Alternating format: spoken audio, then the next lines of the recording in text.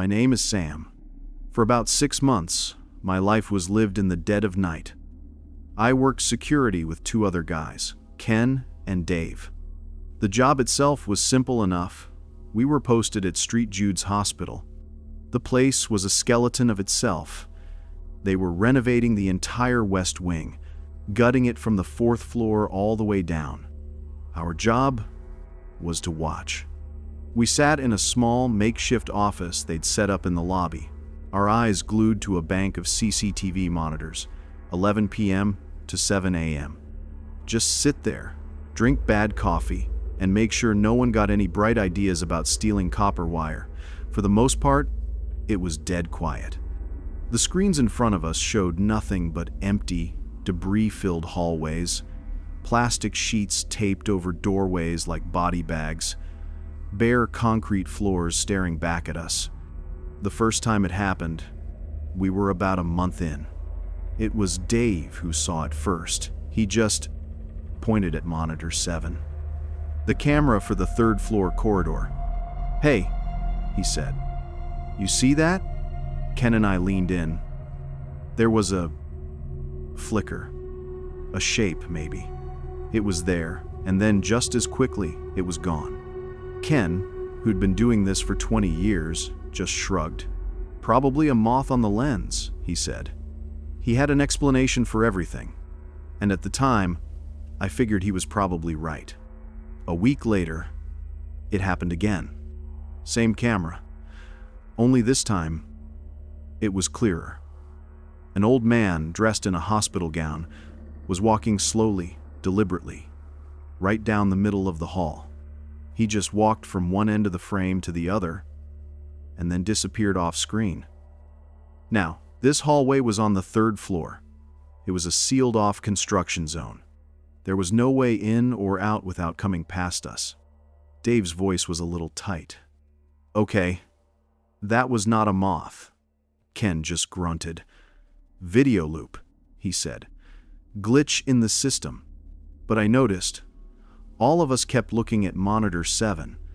The thing that really started it all, though, was the woman. A few nights after the old man, she appeared on the same camera. Pale blue gown, thin hair.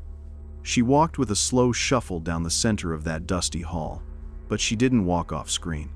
She stopped, and then she turned left and walked straight through a solid wall. I don't mean she vanished.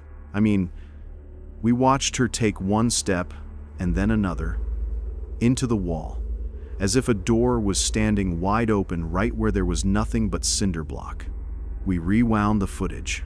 We played it again. A woman, in a hospital gown, walks down the 3rd floor hallway, turns, and walks into the solid wall where room 313 used to be. Dave just shook his head. "Nope, not going up there." This time, Ken was quiet. He just stared at the screen, running a hand over his mouth. The glitch in the system explanation wasn't working anymore. It was my turn to do the physical patrol, the walk around. I grabbed the big mag light and told them to keep their eyes on monitor 7. The 3rd floor was cold. Colder than the others. The air was thick with the smell of dust and old plaster.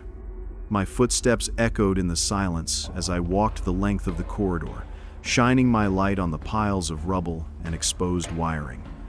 I got to where the camera was and waved up at the little black dome. Then, I walked over to where room 313 should have been. It was just a long, unbroken wall of gray cinder blocks, sealed with fresh mortar. I ran my hand over it.